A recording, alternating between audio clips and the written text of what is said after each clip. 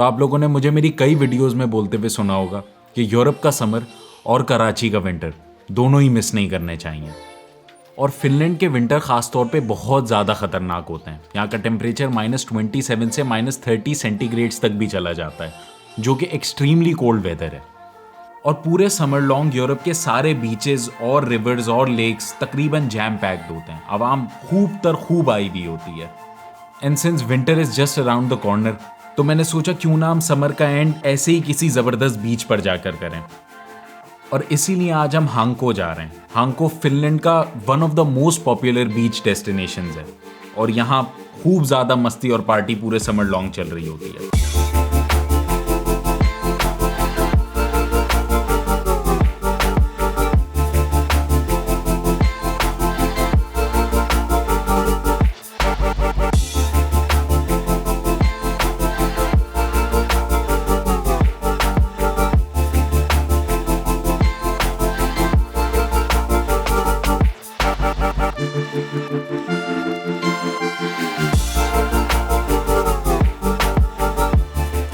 तो भाई यहाँ मैं हांको आ गया हूँ और यहाँ पे सिर्फ आने का मकसद मेरा ये बीच ही का था, क्योंकि हांको एक शहर है, ये पोर्ट सिटी है जहाँ का ये समंदर बहुत ज़्यादा मशहूर है। बहुत ज़्यादा खेलने कूदने की यहाँ पे चीज़ें बनाई हुई हैं उन्होंने। जंपिंग कैसल समंदर के बीचों बीच, स्विंग्स बनाई हुई हैं समंदर के बीचों बीच।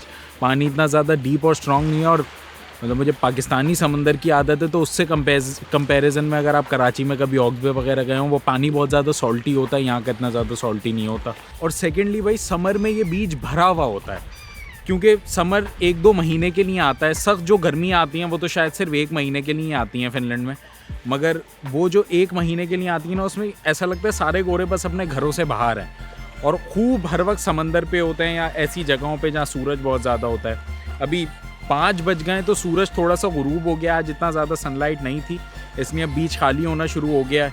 मगर ये बहुत ज़्यादा एक पीसफुल और बहुत ज़्यादा अच्छा बीच है।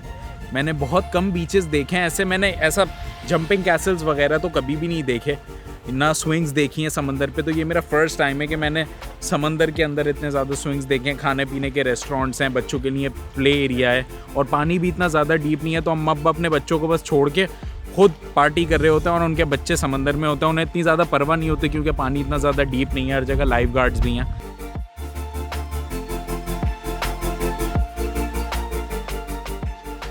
हेलसिंकी से हांको तकरीबन 110-120 किलोमीटर दूर है। तकरीबन आपको 1.5-2 घंटे पहुंचने में लग जाते हैं यहाँ पे। मैं गाड़ी चला कर आया हूँ तो मुझे ऑलमोस्ट एन आवर 30 मिनट्स और एन आवर 40 मिनट्स लगे हैं यहाँ पे पहुँचने में। और यहाँ पे सिर्फ समंदर वाले लोग ही, ये यहाँ का हॉक्स बे है, जैसे कराची से आप चलते हुए जाते हैं और हॉक्स बे 30-40 मिनट दूर, वैसे ये भी वो जगह है। और यहाँ पे आने का परफेक्ट टाइम तकरीबन 2 बजे है। मैं दोपहर में 1-1:30 बजे यहाँ पर आ गया था। उस टाइम शदीद धूप निकली हुई होती है और पानी इतना ज़्यादा ठंडा नहीं लगता। ऑल्दो मैं पानी के अंदर फिर भी नहीं गया क्योंकि मुझे ठंडा लग रहा था। मैं पैर डुबोए और पैर डुबो के वापस आ गया क्योंकि मेरे लिए पानी ठंडा था। मगर फिर भी यहाँ पूरी आवाम पानी के अंदर ही थी, लोग फुल नहा रहे हैं समंदर के अंदर। यहाँ बोटिंग भी हो रही है, कायाकिंग लोग कर रहे हैं, वो रोइंग कर रहे हैं, उसकी 30 यूरो फीस है। मगर मैंने सोचा था कि मैं जंपिंग कैसल में जाके करूँगा और बोटिंग करूँगा, मगर पानी मुझे बहुत ज़्यादा ठंडा लग रहा है, इसलिए मेरी हिम्मत नहीं हुई। मैंने पैर डिप करे और मैं वापस आ गया। और मैं कई समंदरों पे जा चुका हूँ। बार्सिलोना में मैं जा चुका हूँ, बर्लिन में, जर्मनी में मैं जा चुका हूँ कई रिवर्स पे और बीचेस पे, और हमेशा वहाँ पे लिखा हुआ होता है अपने सामान का सख्ती से ख्याल रखें। यहाँ पे ऐसा कुछ नहीं लिखा हुआ। मैं अपना सामान दूर छोड़कर आया हूँ। आई होप वो नहीं चला गया। अगर वो नहीं चला गया हुआ तो जाहिर है वो ये वीडियो मैं पोस्ट कर पाऊँगा, मगर यहाँ ऐसा कुछ भी नहीं लिखा हुआ। आप ऐसे अपना छोड़ के जाओ, लोग अपना यहाँ एंजॉय करने के लिए आए। मैं समर यहाँ बहुत शॉर्ट पीरियड ऑफ टाइम के लिए आता है इसलिए। खैर पानी की आवाज़ बहुत तेज़ है, बाकी बातें बाद में करते हैं।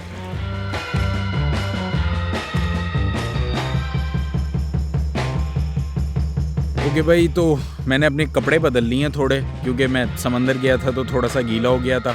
मगर अब जो समंदर पे यहाँ की सबसे बेस्ट बात है कि यहाँ पे हर जगह बारबेक्यू स्टॉल्स लगे हुए हैं। यहाँ के रेस्टोरेंट्स काफ़ी महंगे होते हैं, तो यहाँ पे बारबेक्यू आप अपना खुद से ला के अपना घर से गोश्त वोश्त ला सकते हो। और इन लोगों ने अंगीठियाँ यहाँ पे बनाकर रखी हुई होती हैं कि आप लाओ, कोयले लाओ, और कभी कभी तो कोयले भी मिल जाते हैं और आप बस अपना बारबेक्यू करो। तो फाइनली अब टाइम है बारबेक्यू का।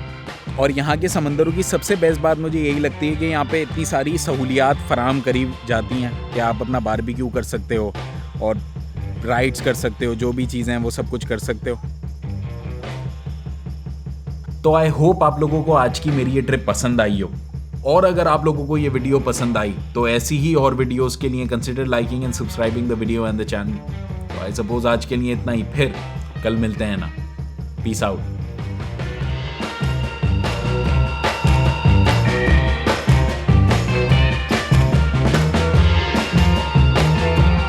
भाई आपका सामान यहाँ पे सेफ़ है, बिल्कुल सेफ़ है, मगर सिर्फ इनसे आपको सीगल से बचाना पड़ता है। वो किसी का सामान यहाँ पड़ा था और यहाँ पे सीगल्स इतने सारे पूरे बीच पे होती हैं, और वो जैसी कोई शाइनी ऑब्जेक्ट थैली वगैरह देखती हैं और उन्हें खुशबू आती है तो वो आपका खाना ज़रूर उठा के खा लेंगी या लेके भाग जाएंगी, और फिर वो आपके खाने के लायक नहीं रहेगा, मगर बाकी आपका खाना बिल्कुल सेफ़ है।